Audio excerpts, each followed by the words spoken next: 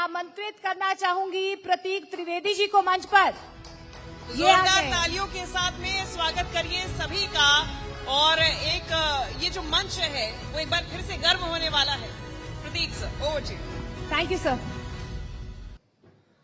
बाएं हाथ में हमारे कांग्रेस है और दाएं हाथ पे बीजेपी है। इससे ताकतवर आदमी तो कोई होगा ही नहीं। बहुत बहुत शुक्रिया, थैंक यू सो मच। कुछ थोड़ा सा मुख्तलिफ होना चाहिए था, कुछ थोड़ा सा अदला बदली के साथ होना चाहिए था, तो अब हम खड़े हो गए हैं। बहुत बहुत शुक्रिया।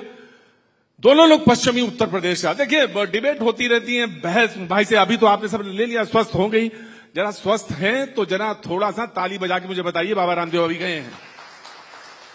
हाँ ठीक है, आप लोग बहुत स्वस्थ हैं और सारे आसन जानते हैं। बहुत बहुत शुक्रिया।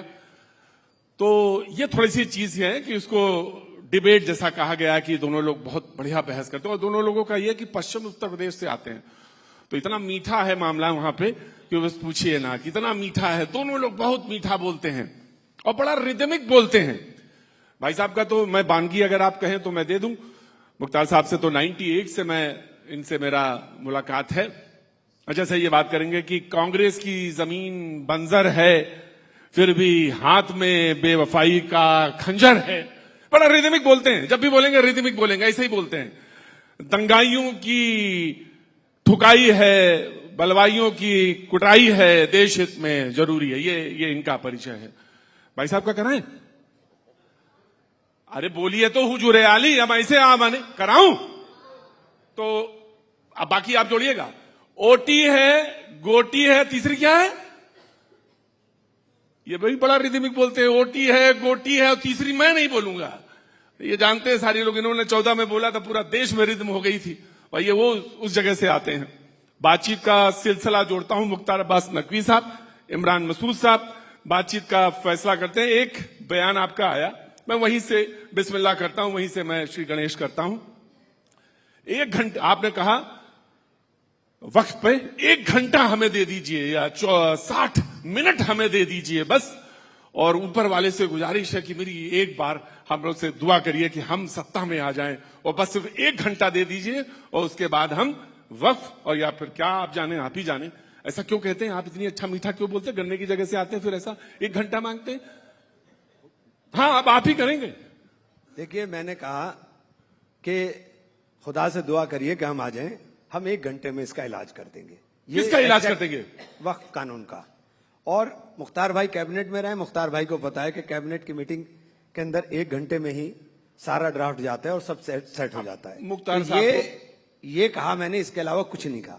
नहीं आपने इसे अरे भाई 1 घंटे में दीजिए। और ये कुछ वैसे ही है जैसे इन्होंने कहा था कि हैदराबाद में कि 15 मिनट मुझे दे दीजिए, नहीं। और जब मोदी नहीं रहेंगे, योगी नहीं रहेंगे तो फिर क्या कहेंगे? मैं हिंसा की बात करने वाला व्यक्ति नहीं हूं। हिंसा की बात करने? नहीं, राजनीति के अंदर हिंसा की कोई जगह नहीं। अरे तो भाई साहब किसी ने कानून पास किया है, आप आते ही कह देंगे 1 ही घंटे में? नहीं, 1 घंटे में पार्लियामेंट ने किया जिसके आप सांसद हैं। नहीं तो पार्लियामेंट के कानून पहले नहीं पलटे गए क्या? नहीं तो क्या पहली बार पलट रहे हैं? पहले नहीं पलटे गए क्या? जनाब मुख्तार अब्बास नकवी साहब। देखिए इसमें जो इमरान भाई ने कहा, मैं इनकी गलती नहीं मानता, क्योंकि आप जिस पार्टी से हैं वो पार्टी आज भी इस बात को एक्सेप्ट नहीं कर पा रही है कि कैसे नरेंद्र मोदी जी की सरकार बिना कांग्रेस के रिमोट और सपोर्ट के तीसरे कार्यकाल में निरंतरता के साथ आगे बढ़ रही है और आगे भी बढ़ती रहेगी। और इसके बावजूद भी कि तमाम तरह की धूर्तापूर्ण धुन होती रही और उस धूर्तापूर्ण धुन को धूल दूषित करते हुए आगे बढ़ रही है, ये अपने आप में महत्वपूर्ण है। इसलिए जो है वो 5 मिनट, 10 मिनट, 1 घंटे वाली बातें अक्सर होती हैं। लेकिन उससे भी महत्वपूर्ण यह है कि जो सुधार है, जो रिफॉर्म्स हैं, वो रिफॉर्म जो है वो वक्त की भी जरूरत थी और वक्त की भी जरूरत है। कुछ लोगों ने जो है वो जो लूट की लंपट लाभी थी, उसने लूट के छूट का लीगल लाइसेंस बना लिया था वक्फ के सिस्टम को, उसको जो है करेक्ट किया गया है। इससे किसी भी तरह से जो आम मुसलमान है, जो आम लोग हैं, उनके आस्था पर किसी तरह का अतिक्रमण नहीं है। आस्था का संरक्षण और प्रशासनिक व्यवस्था का सुधार। बिल्कुल इमरान भाई, अब आप बताइए। मुख्तार भाई ने कुछ बात कही, क्योंकि आपने जो ड्राफ्ट बनाया था वो पूरा ड्राफ्ट ही नहीं रखा गया। सबसे पहली बात तो जो आप चाहते थे वो पूरी बात ही नहीं हुई। वक्फ में इन्होंने लिमिटेशन एक्ट को खत्म कर दिया। उसका नतीजा क्या होगा कि जो वक्फ की प्रॉपर्टी, जो काबिजदार लोग हैं, जो कब्जा किए हुए बैठे हैं, जिनके लिए आपने ये सुधार की बात की थी, वो उनको लीगल एक अपॉर्चुनिटी मिल जाएगी कि वो सुप्रीम कोर्ट में जाएंगे और एडवर्स पोजीशन के अंदर वो दावा करेंगे कि हम तो मालिकाना हक मिल गया। तो आपने तो लुटेरों को और ताकत देने का काम कर दिया। दूसरी चीज, आपने वक्फ की जो प्रॉपर्टी थी उसके अंदर रजिस्ट्रेशन का पहले से प्रावधान था। आपने, जब आप मिनिस्टर थे, आपने मिनिस्टर रहते हुए जो डिजिटलाइजेशन कराया था, जो वक्फ प्रॉपर्टी का रजिस्ट्रेशन कराया था, आपने सुप्रीम कोर्ट में कहा कि 99% वक्फ प्रॉपर्टीज का रजिस्ट्रेशन हो चुका है। जब 99% वक्फ प्रॉपर्टीज का रजिस्ट्रेशन हो चुका था, तो फिर दूसरी आप ही की सरकार में आपके मंत्री ने दूसरी बार ये कैसे कह दिया कि वक्फ का रजिस्ट्रेशन नहीं हुआ और वक्फ का नए सिरे से रजिस्ट्रेशन कराएंगे। आपने वामसी पोर्टल बनाया था, आपका बनाया था, आपने बनाया था। वामसी पोर्टल के ऊपर आपने रजिस्ट्रेशन किया। आपने रजिस्ट्रेशन के अंदर 4.5 लाख प्रॉपर्टी दिखाई, फिर 8.5 लाख दिखा दी। तो ये जो 4.5, 8.5, 9.5 और वो फिर जब वक्फ एक्ट आया तब उसके अंदर लैंड आई के 8 लाख एकड़ है, फिर 14 लाख एकड़ है। फिर हमारे एचएम ने जो पार्लियामेंट में बोले, उन्होंने बोला कि 39 लाख है। तो ये 4 महीने के स्पैन में इतना वक्त ना तो किसी ने किया, ना इतना वक्त की प्रॉपर्टी है, और एक्चुअल में इतना ना वक्त था ना है। सबसे बड़ी बात यह कि ना था ना है, लेकिन आपने अलग अलग वक्त पर अलग अलग बातें बोली। वामसी पोर्टल में आपने रजिस्ट्रेशन किया कब्रिस्तान का, कब्रिस्तान के अंदर आपने एक प्रॉपर्टी कब्र मान ली, एक प्रॉपर्टी वहां जो वजूखाना है उसको मान लिया, और एक ही प्रॉपर्टी के अंदर आपने 4 हिस्से करके उसको 4 प्रॉपर्टी कर दिया। दूसरी बात, अब आपने कहा उसके अंदर जो वक्फ का रजिस्ट्रेशन नहीं कराएगा, जो वक्फ रजिस्टर्ड नहीं होगा, पूरे हिंदुस्तान के अंदर जितने वक्फ हैं, अगर वो रजिस्टर्ड नहीं होंगे और उनके लिए आपने डॉक्यूमेंट मांगे, डॉक्यूमेंट कब के आप मांग रहे हैं? जब आप ये सरकार या देश के अंदर कानून वजूद में नहीं था। यानी 400 साल पुरानी जो प्रॉपर्टीज हैं उनके डॉक्यूमेंटेशन कौन ला के देगा? वो प्रॉपर्टी वक्फ बाय यूजर चलती थी, वो बाय यूजर का आपने वर्ड ही हटा दिया। उसके अंदर आपने कहा कि बाय यूजर कुछ नहीं है। एक सेकंड सर, मैं पूरी बात, क्योंकि बड़ा गहरी बात है। नहीं, गहरी बात है।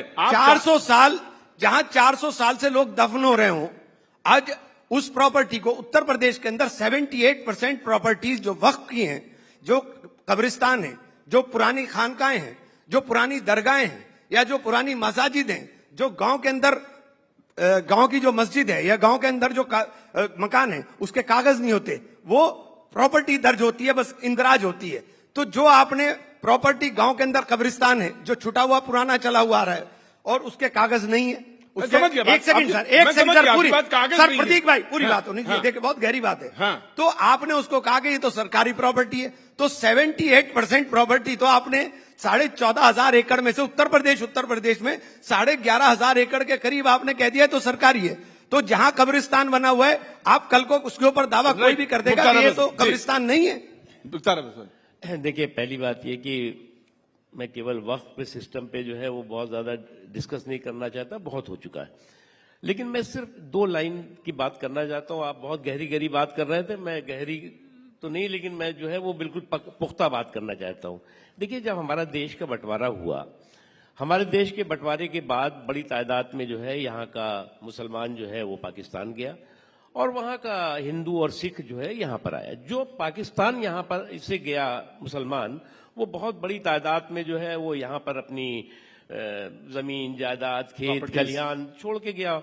वहां से जो सिख और हिंदू आया, वो भी वहां पर जो है वो अपने तमाम तरह के जो जायदादें थी उनको छोड़ करके आया। जो यहां से गया मुसलमान, उसको वहां की सरकार, उस वक्त की सरकार ने उन जमीनों को, उन खेतों को, उन खलिहानों को, उन जगहों को जो है वो दे दिया जो यहां से जो है वो मुसलमान गया। वहां से जो आया, उस वक्त कुछ लोग उस वक्त जो एडमिनिस्ट्रेशन था उसने जो है वो कहा कि साहब ये जो है यहां से जो है मुसलमान छोड़ के गए हैं, इस पे आप रुक जाओ। फिर कहा कि आप यहां पर जो है वो ये दुकान है, यहां पर आप रुक जाओ। आज तक जो वहां पर सब कुछ अपना लुटा करके छोड़ करके आया, वो हिंदू या सिख जो है वो न किराएदार है, न मकान मालिक है, बल्कि इनलीगल ऑक्यूपेंट और एक अवैध कब्जे धारक के तौर से उसको ट्रीट किया जाता है, उसके ऊपर तलवार लटकी रहती है। मैं जो चीज कह रहा हूं, आपने सारी टेक्निकल चीजें करी, मैं आपको इस कार्यक्रम के जरिए जो है वो मुझे लगता है कि इस पे तो कभी अलग से डिटेल डिस्कस, आपको मैं यकीन दिलाना चाहता हूं, जो वक्फ का ये अमेंडमेंट एक्ट है, इसको टच मी नॉट मत बनाइए। ये जो है संसद का कानून है और संसद ने ही उसको ठीक किया है, एक चीज। दूसरी चीज, जो धार्मिक आपकी आस्था है उसका 100% संरक्षण है, जो प्रशासनिक व्यवस्था है उसका सुधार है।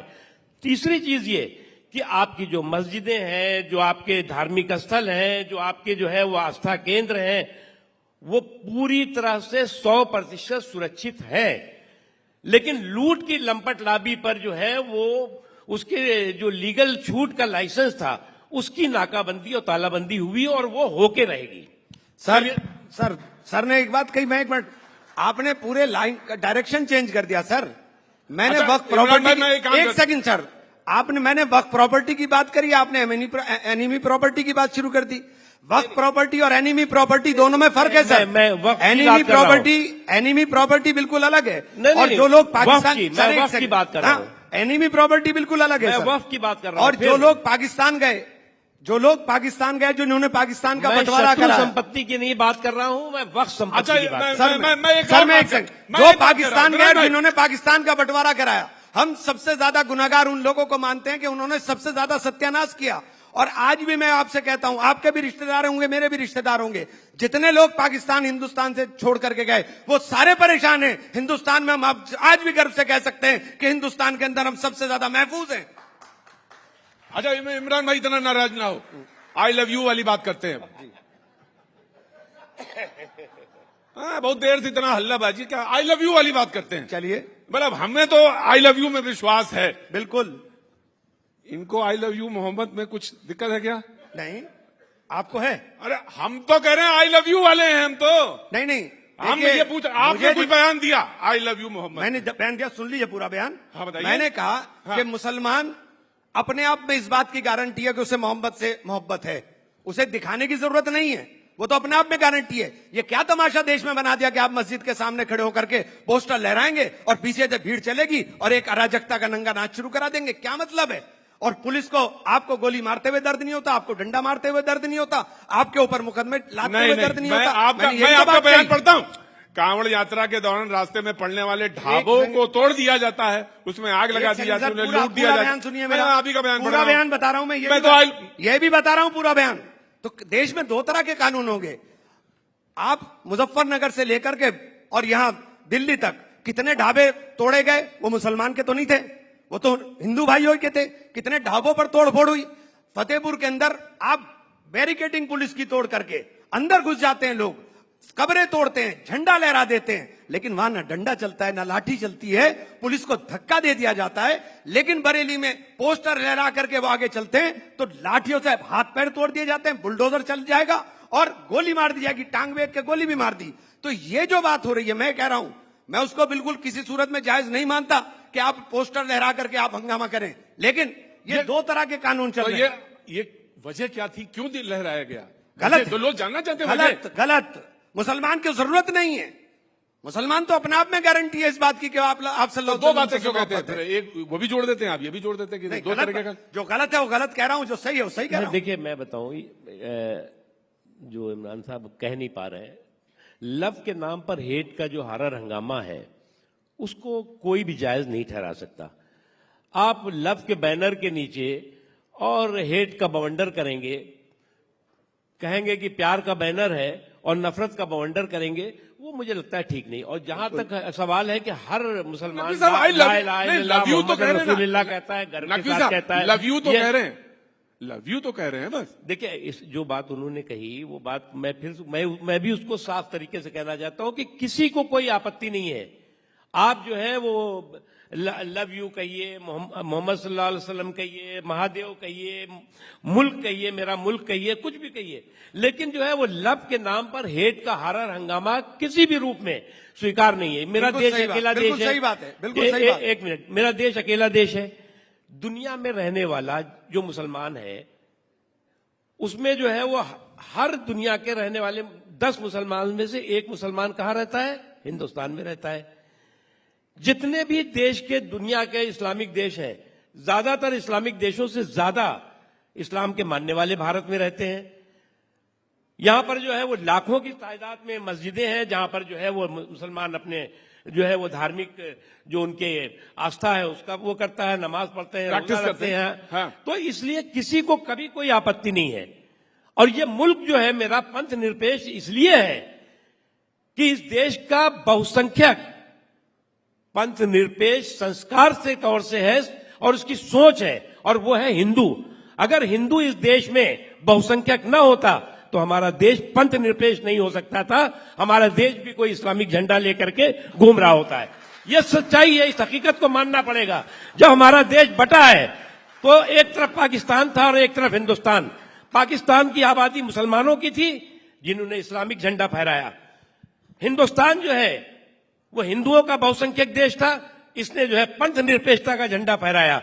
और इसीलिए आज इस देश में कोई भी हो, चाहे अल्पसंख्यक हो चाहे बहुसंख्यक हो, उनके सामाजिक, आर्थिक, धार्मिक, शैक्षणिक अधिकार सुरक्षित है और उनकी हिफाजत भी है और उनको मजबूती भी मिलती है, हमेशा मिलती रहेगी।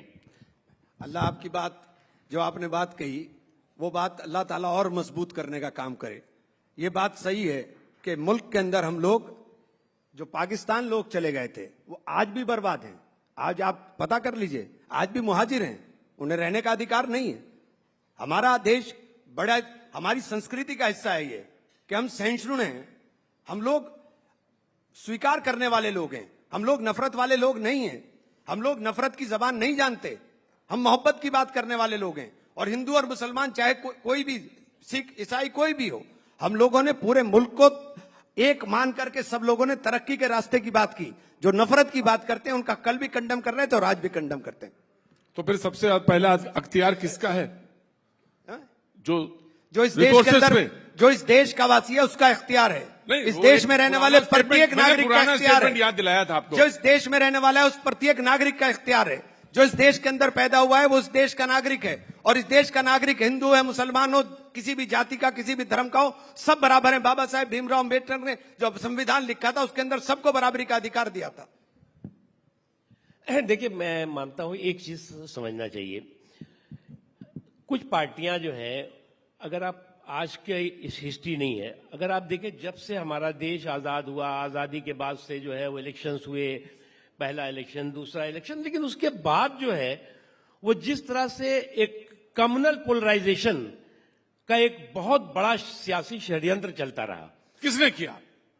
सेकुलर सिंडिकेट ने किया, स्यूडो सेकुलर सिंडिकेट ने किया, मैं इससे साफ कहूंगा। और उनको ये लगता था कि मैं आज जो है वो मैं आपके कार्यक्रम में प्रतीक जी कहने में मुझे जो है वो कोई गुरेज नहीं है। आज जो है वो देश में 15% मुसलमान होगा। आज जो है वो राजनीतिक रूप से हाशिए पे खड़ा हुआ है। आज जो है उसको तमाम पॉलिटिकल पार्टीज जो है वो टिकट में हिस्सेदारी भागीदारी कराने में जो है वो 10 बार सोच रही है। क्यों? क्योंकि जो स्यूडो मैं आपको एक मिनट रोकता हूं। जो स्यूडो सेकुलर सिंडिकेट है, जो साजिशी सिंडिकेट है, उसने जो है वो मुसलमानों का जो मिजाज बना दिया, जो उनका रिवाज और मिजाज बन गया कि ऐसा है बीजेपी को हमें हराना है, किसी को भी जिता देना है। और ये जो हराने और जिताने का रिवाज मिजाज है, उसके नतीजा ये हुआ कि इनकी जैसी पार्टियों ने उसे टिकट ग्रांटेड कर लिया। मुसलमान तो वोट हमें देगा ही, इसे टिकट दो या ना दो। मैं तो बीजेपी तो इसलिए नहीं देते कि भाई हम तो दे रहे हैं, तब भी तुम हमें नहीं दे रहे हो। मैं तो कल बिहार से लौटा हूं 25 दिन बाद। मैं बिहार से लौटा, वो वैसी साहब की पार्टी कह रही है कि सही बात, मैं आ रहा हूं वहीं पे। वो ये कह रहे हैं कि हम सिर्फ जाजम बिछाएंगे, हम सिर्फ कारपेट बिछाएंगे। नहीं, हम मंत्री नहीं बनेंगे। बात आपने, मैंने मेरे 10 जगह आपने बयान सुने होंगे कि जिस दिन तक मुसलमान हिंदुस्तान के अंदर इस बात की ठेकेदारी करता रहेगा कि उसको भाजपा को हराना है, भाजपा नहीं हारने वाली। मुसलमान को भाजपा को हराने का नारा छोड़ना पड़ेगा। मैंने खुद बोला है और 10 जगह बोला है। और मुसलमान को ये जो बात नकवी साहब ने कही, आज हालात अपनी पार्टी के तो उन्होंने बयान कर दिए, लेकिन सो कॉल्ड जो तमाम पार्टी हैं वो अनटचेबल बनाने की जो बात हो रही है, बात बिल्कुल सही है और बहुत कड़वी और सच है, बहुत कड़वी है और सच है कि स्टेज के ऊपर भी जगह नहीं मिल रही है। ये बहुत कड़वी बात है। और मुझे हो सकता है कि मैं जो बोल रहा हूं ये मेरी लाइन से मैच ना कर रहा हूं, लेकिन साहब सच बोलना मेरे मिजाज के अंदर, मेरी आदत के अंदर शुमार है। सच्चाई यही है, सच्चाई और हकीकत यही है कि मुसलमान को इस वक्त बहुत सोचने की जरूरत है। और ये भाजपा को जो हराने का नारा देते हैं, ये भाजपा को हराने की बात मत करो यार, अपने जीतने की बात करो। तुमने हरा के तो फिर कैसे करेंगे बिहार में? हराया तुम्हारे से जाता नहीं। बिहार में कैसे करेंगे? वहां तो MY समीकरण के साथ आप खड़े हो रहे हैं। नहीं, देखिए समीकरण वो राजनीतिक बातें अलग हैं, वो समीकरण कौन से हैं कौन से नहीं है उनको। तो ये बात आप अपनी पार्टी में खड़े होकर, ये बात अपनी पार्टी में खड़े होकर कह सकते हैं? जब मैं यहाँ खड़े होकर बोल रहा हूं तो पूरा देश सुन रहा है। जो बात मैं यहाँ खड़े होकर बोल रहा हूं पूरा देश सुन रहा है। आज भारतीय जनता पार्टी ने अनटचेबल कर दिया हम लोगों को, और ये बात समझनी पड़ेगी मुसलमान को कि आप नफरत की बात बंद कर करके आप अपने जीतने की बात करें, आप किसी को हराने की बात मत करिए। तो फिर ओवैसी साहब को क्यों नहीं लेते? नहीं, मैं एक मिनट प्रतीक, देखिए क्या है जो इमरान भाई ने कही, मैं एक बात कहना चाहता हूं बहुत ही अदब के साथ कि बीजेपी ने मुसलमानों को अनटचेबल नहीं किया है। कुछ पॉलिटिकल पार्टीज ने अपने मफाद के लिए, अपने स्वार्थ के लिए जो है वो बीजेपी को अनटचेबल बनाते बनाते जो है वो खुद जो है वो मुसलमान अनटचेबल हो गए। सर आपको ही कर दिया अनटचेबल उन्होंने। बिल्कुल नहीं, मैं मानता हूं। और इसलिए जो है ये वक्त आ गया है जब जो है वो बीजेपी को हराने का रिवाज और मिजाज से बाहर निकलना होगा, और गुण और दोष के आधार पर आप जो है वोट करिए, जो ठीक हो उसको जिताइए, जिसको हराइए। और आज नतीजा ये हो गया है कि वो पॉलिटिकल पार्टी जिनको आप दशकों से आंख बंद करके सिर्फ जो है वो रेला जो है भेड़िया धसान वोट करते रहे, वही वो कह रहे वो हैं कि पार्टियां जो है आज आपको स्टेज पे वोट की बात छोड़िए, वोट की बात छोड़िए, स्टेज पे आपको बैठने नहीं दे रही हैं कि कोई जो है वो इमरान मसूद जो है वो दिख ना जाए, इसलिए इसको स्टेज से पीछे रखो। बीजेपी की बात छोड़ो, हम तो इस सेकुलर सिंडिकेट की बात कर रहे हैं। आज इनको जो है वो जो दिन दाढ़ी टोपी वालों को लेकर के ये कंधे पे बैठते थे, आज इनकी पार्टियों के अंदर कहा जाता है भैया ये जरा इनको पीछे रखना, इससे जो है वो दूसरे लोग बड़े नाराज हो जाएंगे। मैं माफ कीजिएगा, ये हकीकत और इस हकीकत को आप अच्छी तरह से जानते हैं। इस नई पीढ़ी को ये समझना होगा और सोचना होगा। साहब मैं तो जो आपने बात कही वही बात कही, लेकिन जहां तक आप कह रहे हैं कि बीजेपी ने नहीं किया, बीजेपी ने तो आपको इनटचेबल कर दिया। अगर आपका नाम मुख्तार अब्बास नकवी ना होता तो क्या कैबिनेट से आप बाहर होते? ये बड़ा दुर्भाग्य है कि देश के अंदर इतने बड़े, उसके अंदर एक भी आदमी नहीं आपका कि वो कैबिनेट के अंदर बैठ सके, देश के अंदर इतनी बड़ी आबादी की हिस्सेदारी होने के बावजूद। तो ये, और जो दूसरी बात आपने कही वो बात भी सच है, वो बात भी सच है, उसमें झूठ नहीं है, उसमें झूठ कुछ भी नहीं है, वो बात भी सच है। तो अब ये मुसलमान को तय करना होगा कि मुसलमान, ये जो बात होती है कि साहब मुसलमान नहीं कर दिया, हर बात नफरत की मुसलमान, तो मुसलमान को हटना होगा। ठीक है, आप लड़िए, चुनाव, आपको वोट देना है, आप वोट डालिए। जब हर चीज पे, वक्त पे, NRCC पे, ट्रिपल तलाक पे विरोध शुरू हो जाता है, तो ये सारे की सारी चीजें नफरत की हमारे लिए तो इस्तेमाल की जाती हैं। NRC के नाम के ऊपर, NRC के नाम पर, CAA के नाम के ऊपर, कोई एक सवाल अगर किसी के पास हो तो, अच्छा वो हो आगे आ जाइए जरा, जनाबे अली आइए, वही क्विक आगे आइए, उतनी दूर बैठेंगे कहां से काम चलेगा? पाठक जी पास आइए। हाँ जी, मुझे ये पूछना है कि जैसे सर ने अभी पूछा CAA हो, NRC हो, तो क्या मुसलमान इतना कमजोर है भारतवर्ष का, इतना सुरक्षित होने के बावजूद आप क्यों आग की चिंगारी? आपके नेता कहते हैं किरोसिन ऑयल छिड़क दिया गया है, बस माचिस लगाने की देरी है, तो ये क्या आपका मोटिव है? सुना नहीं, कौन सा माचिस किस चीज के लिए कहा? एक मिनट पाठक साहब, अरे माचिस की तीली बताइए कहां गया? किरोसिन ऑयल छिड़क दिया गया। कहाँ है? छिड़क दिया? किसने आप कहा? अपने राहुल गांधी जी ने। अरे क्या बता, आप हवा की बात कर रहे हो यार, कैसी बात कर रहे हो? पता नहीं आप कहां से निकाल के लाते हो भाई। अरे आप कैसी बात कर रहे हो? आपने CAA NRC के नाम के ऊपर सिर्फ नफरत ही तो परोस रहे हो, ये आपका एजेंडा है, यही चलाना चाहते हो आप, इसके अलावा क्या है? आप बताओ, आपने घुसपैठिया करके आपके चीफ मिनिस्टर कहते हैं कि डेमोग्राफी चेंज हो गई, तो डेमोग्राफी चेंज हो गई, डेमोग्राफी कोई एक दो लाख से तो चेंज नहीं होगी, उसमें करोड़ 2 करोड़ होंगे, तो बताओ कितने लोगों को आपने रिपोर्ट किया? आप बताओ, आपके पास कौन सी सूची है कि कितने घुसपैठिया है? आपके पास है कुछ नहीं, आप शोर मचाते हो, एक नैरेटिव बनाना चाहते हैं। देखिए मैं बताऊं क्या हुआ कि ये काल्पनिक कंफ्यूजन जो आप लोग खड़ा करते हैं, जो CA जब आया तो सीए तो अमेंडमेंट पहली बार हुआ नहीं, 50 से लेकर के और कई बार जो है वो सीए का अमेंडमेंट हुआ। उसको लेकर के पूरे देश में एक शोर मचाया गया, एक काल्पनिक भ्रम पैदा करने की कोशिश हुई कि इससे मुसलमानों की नागरिकता खत्म हो जाएगी। सीए भी आ गया, किसी की नागरिकता नहीं गई।